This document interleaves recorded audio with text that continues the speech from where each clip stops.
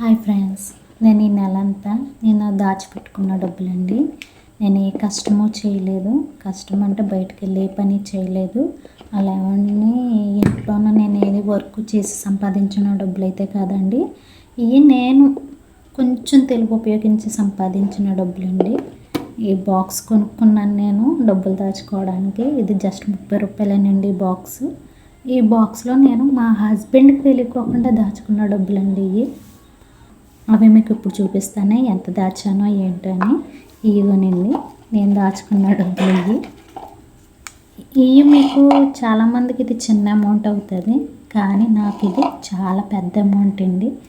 నేను ఈ నెల తెలివిగా ఉపయోగించి దాచుకున్న డబ్బులు నాకు పెద్ద అమౌంటేనండి. ఇవన్నీ కాయగూరలు కానీ లేకపోతే సరుకులు కానీ తీసుకుని అందులో కొద్దిగా కేజీలు తీసుకోకుండా నాకెంత సరిపడా నాకెంత ఇంట్లోకి అవసరం వస్తాయి అంతంతగా కొనుక్కొని మిగిలింది 10-20 అలా దాచిపెట్టుకున్న డబ్బుండి.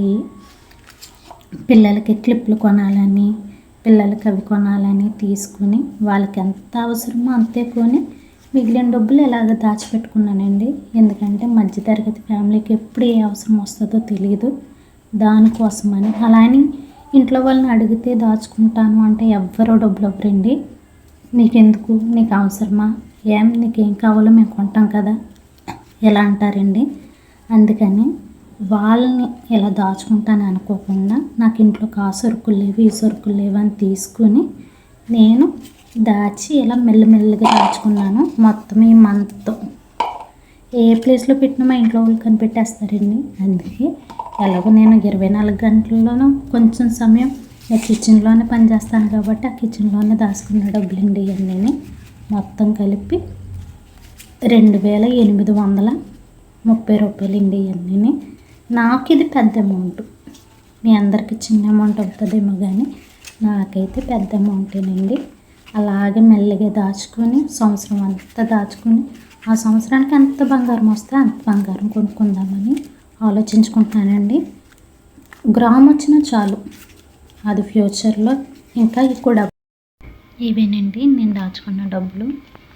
ఈ నెల దాచుకునే అమౌంట్ అండి. కాయగూరలు కానీ అట్లా కానీ ఇట్లా కానీ పాలు కానీ పెరుగు కానీ లేకపోతే ఇంట్లో సరుకులు కానీ ఇచ్చిన డబ్బుల్లోనూ 10-20 అలా దాచుకుని నేను సేవ్ చేసుకున్నానండి ఈ మంత్.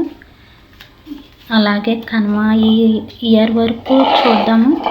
ఇయర్ వరకు ఎంత దాచుకుంటానో అంత దాచుకుని దాంతో ఎంత బంగారం వస్తుందో అంత బంగారం కొనుక్కుందామని ఆలోచిస్తున్నానండి. నాకేమన్నా సజెషన్లు ఇవ్వాలనుకుంటే ప్లీజ్ కామెంట్ రూపంలో ఇవ్వండి.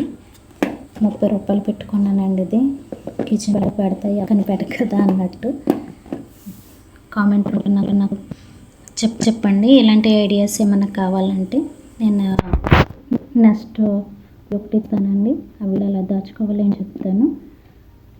మీకు ఈ వీడియో నచ్చినట్టయితే నెక్స్ట్ వీడియో